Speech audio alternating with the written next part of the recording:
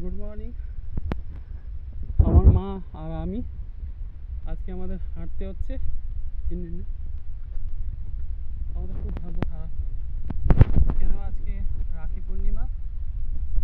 রাখি পূর্ণিমা বলে বাস খুব কম চলছে। আমরা হয়তো মামার বাড়ি গেলে ওদিকে গেলে তাহলে আমরা ঠিক পৌঁছে যেতাম। ভাবলাম না, আজকে যখন তাড়াতাড়ি বাস পৌঁছে দিল তাহলে আমরা হয়তো বাস পেয়ে যাবো, তাহলে কাকা বাড়ি যেতে পারবো। কাকা বাড়ি যাওয়ার জন্য একটা গাড়ি পাইনি। এখন আমাদের 3 ঘন্টা হাঁটতে হবে পাহাড়ে, খুব কষ্ট।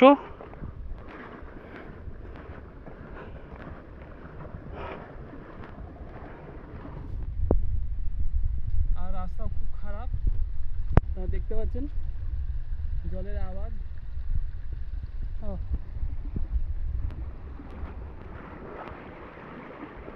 মা মাঝে মাঝে দাঁড়িয়ে পড়ছে, আর আসার পথে এই পথে একজন আবার লাঠি দিল, ওই লাঠি নিয়ে মা হাঁটছে।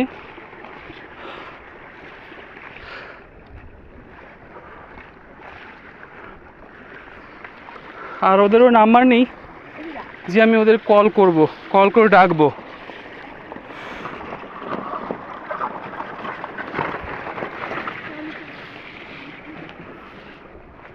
খুব কষ্টকর রাস্তা।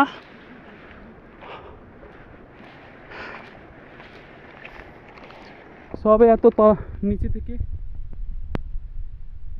আসতে হলো আমাদেরকে। ওই দেখুন পাহাড়।